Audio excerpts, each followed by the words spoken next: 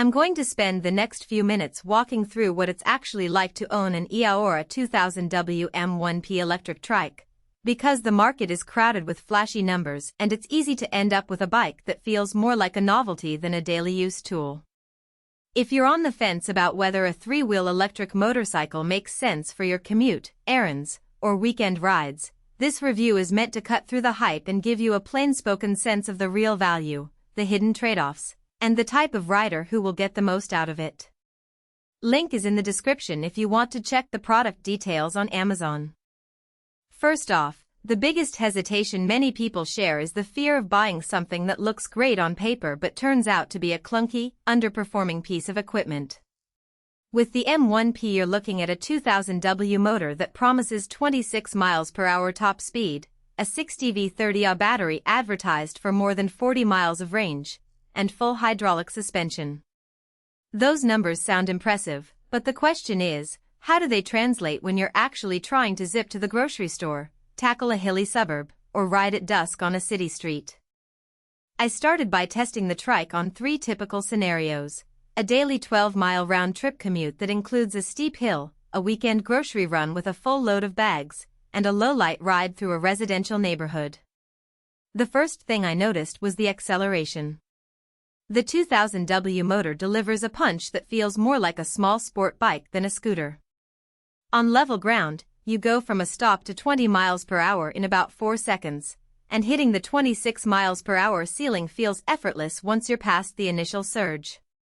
That kind of power is useful if you need to merge quickly into traffic or want to overtake slower cyclists without feeling like you're crawling.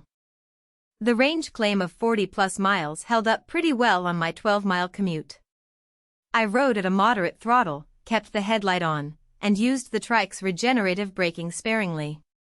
The battery indicator dropped to about 70% by the end of the day, which suggests you could comfortably double that distance before needing a recharge.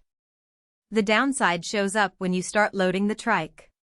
When I packed a typical grocery haul, 2 reusable bags, a small cooler, and a few heavier items, the extra weight shaved roughly 5 miles off the projected range. It's not a catastrophic loss, but it does mean you need to be realistic about how many trips you'll make before you plug it back in. One of the biggest practical strengths of the M1P is its full hydraulic suspension. Most electric trikes in this price bracket either skimp on rear springs or use simple foam inserts, which makes bumps feel harsh. The M1P's hydraulic system smooths out potholes and curb jumps so well that you barely notice the uneven pavement on a downtown road. In my experience, this translates into less fatigue on longer rides and a more confidence-boosting feel when you're navigating stop-and-go traffic. The ergonomic seat and handlebar positioning also help keep your posture upright without cramping your wrists, something that matters if you're planning to use the trike for a half-hour commute each way. Safety-wise, the dual hydraulic disc brakes are a solid upgrade over the mechanical discs you often see on cheaper models. The front and rear brakes engage evenly, providing a predictable stopping distance even when the road is wet. During my low-light test, I pushed the brakes hard while descending a wet incline, and the trike came to a smooth halt without any wobble or lockup. The 360-degree LED lighting package adds visibility from all angles, which is a real plus if you're riding after sunset or in foggy conditions. Now, no product is perfect, and the M1P has a few trade-offs that potential buyers should weigh. The first is the sheer size and weight. At roughly 250 pounds, the trike isn't something you can easily lift onto a car roof or store in a cramped apartment. You'll need a dedicated parking spot or a garage space where you can roll it in and out. This also means the initial learning curve is steeper than a standard 2-wheel scooter. You have to get used to the extra width when turning tight corners or navigating narrow bike lanes. If you live in a dense city with limited curb space, that could become a hassle. Another consideration is the charging time. The 60V30Ah pack takes about 6 to 7 hours to reach full charge from empty using the supplied charger. That's fine if you can plug it in overnight, but it does limit the trike's suitability for back-to-back long rides in a single day.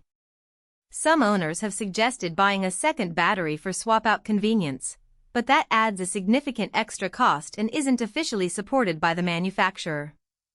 Lastly, the price point sits at the higher end of the electric trike market.